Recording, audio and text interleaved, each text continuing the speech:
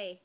So, um, this week I chose to talk about the story The Lady with the Pet Dog by Oates.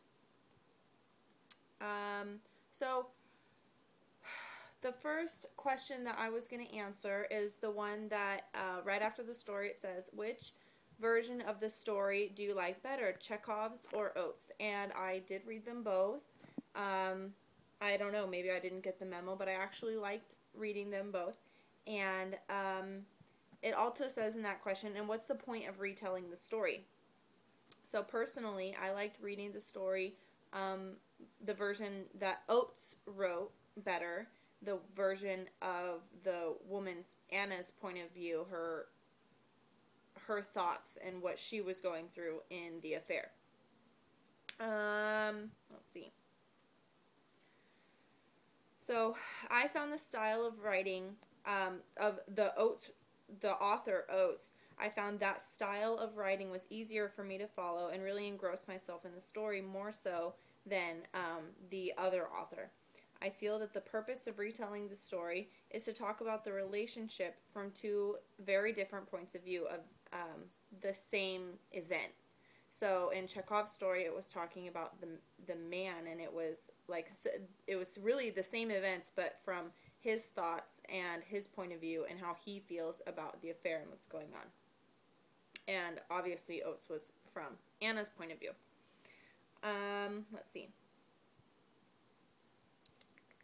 So, although it's really important to point out that the characterization of Anna was very interesting and she is revealed in so many ways, yet there's so much more to her, such as her deep depression and lack of connectedness with anything in her environment.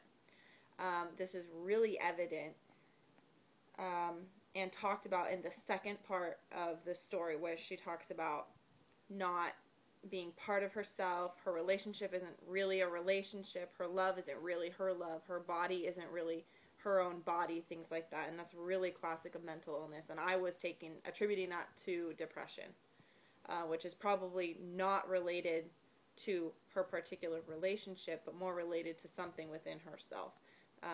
Obviously, we don't know. So this also actually leads into the second question, which I chose to discuss, which is, what is Anna's attitude toward men, and does it change throughout the story? So I really, even though this may seem like an easier answer than a couple of the other options that were at the end of the story, I thought this one, in its simplicity, made it difficult to answer. So it's really important, in my opinion, the way that I read the story, to take into account that she is obviously depressed, or there's some other influence other than whatever she's feeling in the relationship, because she says so many times, her character talks so many times about how she'll say, I love you, but that's not really my love, or, you know, she discredits the feelings that she has, which is classic for depression. So I was taking my analysis of the way that she views men in the world through the lens of her depression. Let's see, where am I? Blah, blah, blah. So as an example, she doesn't give her husband credit for even loving her, and when she does love her boyfriend, her lover, she doesn't give him credit that she loves him. So she talks about, in the story, she talks about how, she says that she loves him, but then she doesn't, for whatever reason. She doesn't, all of her bodily functions are separate from her emotions, which then she discredits her emotions at all. And we know then she tries to kill herself, but I don't think it was an actual suicide attempt. I think she wanted to see what it felt like, which was discussed later in the third part of the story, where she said, next time I'll just cut deeper. So it was almost like a trial, in my opinion. I feel that this disconnectedness is a reflection of how the character of Anna feels about herself, not how she feels about men. And I believe that her thoughts of men are a reflection, like a mirror, of how she feels about her own person. In the end of the story, she has some sort of epiphany and acknowledges that she does love her boyfriend, and then she allows herself to feel joy for this. I'm not sure if this is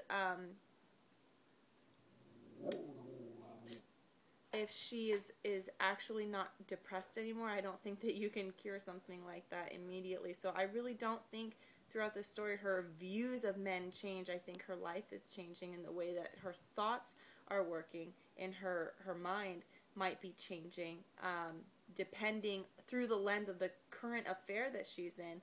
And I think something happens in that hotel room where she feels something that she didn't feel before, which causes her to acknowledge those feelings in a way that she couldn't in any other way, which, unless there's more to the story, we obviously don't know what's going on.